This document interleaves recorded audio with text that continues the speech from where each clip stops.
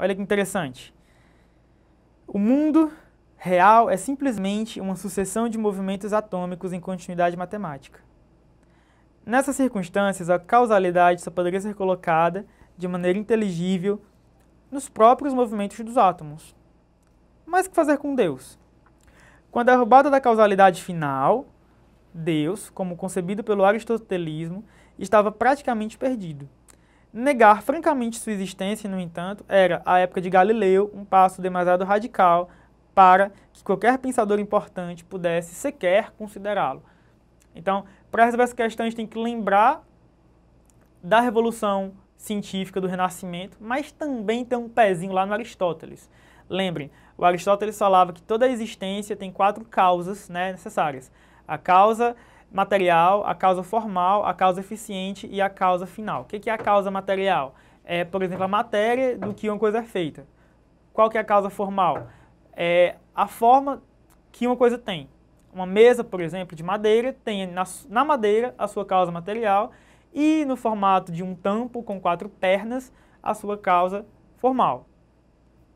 É isso mesmo, né?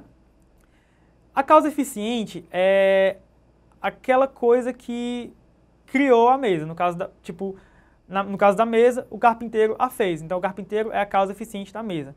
E a causa final é o motivo pelo qual a mesa existe, a finalidade da mesa.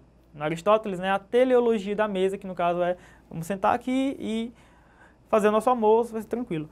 Então, essas 4 causas são as bases lógicas da existência, né, da metafísica do Aristóteles. Então, sem elas, as coisas não podem existir. Então, de acordo com Aristóteles, o mundo existia porque alguém o tinha criado, né, uma causa eficiente, mas porque também o mundo tinha uma finalidade. E esse fim encontrava-se no primeiro motor móvel, né, que na metafísica do Aristóteles é essa entidade que garante a excelência e a existência de todas as coisas. No entanto, a observação e o contínuo desenvolvimento, o progressivo desenvolvimento da ciência observou que os átomos, eles existem, eles se movimentam, e eles apenas não existem e se movimentam como eles não existem e não se movimentam por nenhuma razão que não o seu próprio movimento. Então a finalidade do movimento dos átomos está em si mesma, e não em outra coisa. E essa descoberta, filosoficamente, punha em xeque a noção aristotélica de Deus, que vinha sustentando, né, o pensamento ocidental, desde lá da Grécia Antiga até a Idade Média, e que ainda funciona muito bem até hoje. Mas e nesse sentido, gente, vamos pensar da seguinte questão. Com base nesse texto e nos conhecimentos sobre a filosofia de Galileu, é correto afirmar que Galileu pretendia construir uma nova metafísica em que a teologia apareceria como o princípio último de explicação. Segundo Galileu, tudo o que conhecemos sobre o mundo natural diz respeito à natureza íntima da força e de sua essência. C. Galileu buscava estabelecer o fundamento das convicções a respeito da relação determinante do homem com a natureza. D. A grandeza revolucionária de Galileu deveu-se à sua atitude de responder questões consideradas para além do domínio da ciência positiva. E o interesse de Galileu estava em mostrar que, para todo movimento expressável matematicamente, existe uma causa primária. Bom, dá uma olhada no texto de novo. Dei uma lida. Pode pausar. Muito bem. Que item vocês marcariam? Se vocês marcaram o item E, vocês com certeza acertaram. Por quê? Olha, o item A disse que Galileu pretendia construir uma nova metafísica em que a teologia apareceria como princípio último da explicação. Eu não preciso ter lido o Núncius Sidereus do Galileu para entender que não era isso. Eu já conheço mais ou menos a história de Galileu lá da aula de história. Porque o Galileu ele não pretendia criar uma nova teologia, ele pretendia criar uma ciência que prescindisse da teologia. Então ele estava meio que rompendo com a igreja e com os prelados da teologia. Ele queria criar uma ciência baseada na observação empírica e não na exegese de textos acadêmicos. Então o item A está errado. O item B que diz, né, que tudo que conhecemos sobre o mundo natural diz respeito à natureza íntima da força e de sua essência. Bom, isso talvez seja verdade, mas não segundo Galileu. Galileu disse que tudo que conhecemos, né, tem a ver com os nossos princípios epistemológicos. Então, talvez a natureza da força não seja a coisa básica que nós conheçamos, mas o resultado de muita pesquisa científica. O item C, que fala que Galileu buscava estabelecer um fundamento das convicções a respeito determinante do homem com a natureza, não se tem clareza de que ele realmente buscava estabelecer o fundamento das convicções, mas ele estava meio que duvidando das próprias convicções dele e do tempo dele para entender, sim, a relação do homem com a natureza. Então, ele não estava aí estabelecendo convicções, mas fazendo ciência. E a ciência não trabalha com convicções.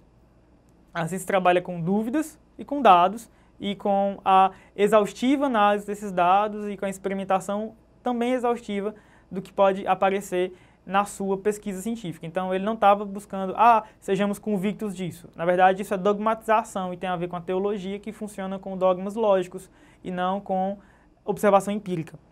E o item D fala: a grandeza revolucionária de Galileu deveu-se à sua atitude de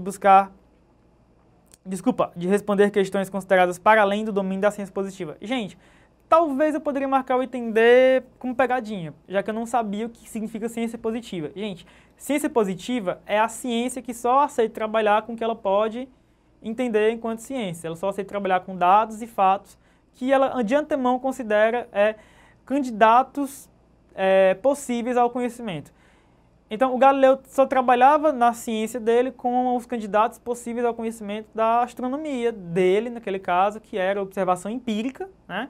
E análise de dados, e o registro de dados, e comparação de dados, e ele não saía do limite da ciência positiva.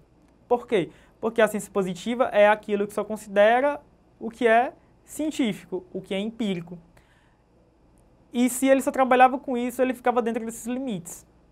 Ele não, por exemplo, estabelecia uma tese e aí ia buscar no mundo real a comprovação dessa tese. Não. Ele ia no mundo real e a partir da análise das coisas que ele ia catando do mundo real, ele estabelecia uma tese posterior. Então, o item D está meio que dizendo o contrário disso. Então, o item D está errado. Então, sobra o item E, que por exclusão nós poderíamos responder, que é o interesse de Galileu estava em mostrar que para todo movimento expressável matematicamente existe uma causa primária. Talvez eu não soubesse a fundo o Galileu para responder essa questão, mas por exclusão lógica e histórica, eu marcaria o item E como correto, né? E, de fato, a noção matemática de que tudo que existe tem uma causa matemática está na base dos cálculos da astronomia do Galileu, que entende a realidade, né, como uma sucessão de uma ordem matemática estabelecida que pode ser observável nos astros.